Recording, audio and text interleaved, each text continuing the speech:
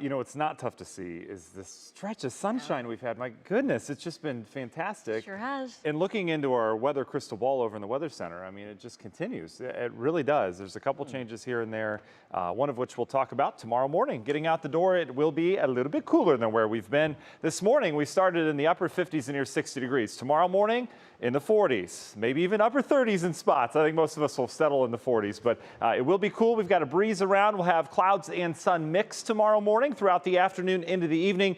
Some high clouds will wisp through here. We've got a bit of a breeze continuing. We'll be in the 50s tomorrow evening after topping out in the low 60s tomorrow. So not gone are the cooler days. We still have a couple left here as we go through climatologically the latter half of May into June. We're in the 50s right now. We'll have 40s here probably in the next hour out east and then out towards the west of Cleveland. We'll fall back to 40 in the 40s probably around 3 or 4 a.m. in Cleveland. The wind continues out of the north. That actually helps to keep us warmer. It mixes up the atmosphere a little bit instead of having that settling effect. But a pretty potent front for this time of year. It's diving south. That's an odd direction, right?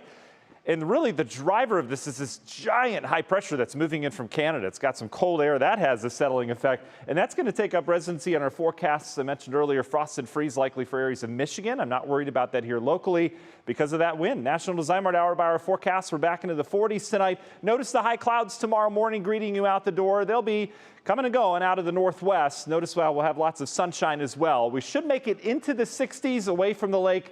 We'll probably hold in the upper 50s downtown, probably 60-ish as you get down in areas of central Cuyahoga County. But overall, it's going to be a cooler day. And then tomorrow night's going to be one of our colder nights. Waking up Friday morning, here are your temperatures, some upper 30s on there. Wind will be going a little bit lighter. Could we have some frost? I don't think so at this point. But we'll keep an eye on it. And obviously, we'll have your forecast tomorrow just in case those temperatures drop another degree or two. Either way, it's going to be chilly waking up Friday morning. But by afternoon, sunshine aplenty. We're up near 70. So there's your recovery. Let's talk rainfall. It's just dry. This front pass dry. There's not a lot of moisture locally. There's rain across the country, just not here. And the reason why we're in a blocking pattern, this is a look at the jet stream right now. The jet stream drives weather systems. It keeps things flowing. And typically, you have a jet stream that moves from west to east. But every now and then it gets kind of locked up like this. Notice it goes way up into the Gulf of Alaska, down into California, up in the Central Plains, and down in the eastern U.S. When you have a pattern like this, things can't drive. That is a very bumpy road, so things don't flow. So we're stuck in this pattern, and what we're stuck in is nice weather, which is pretty nice. There's other areas of the country getting constant rain. So our surplus, I show this most nights. This is our precip on the year.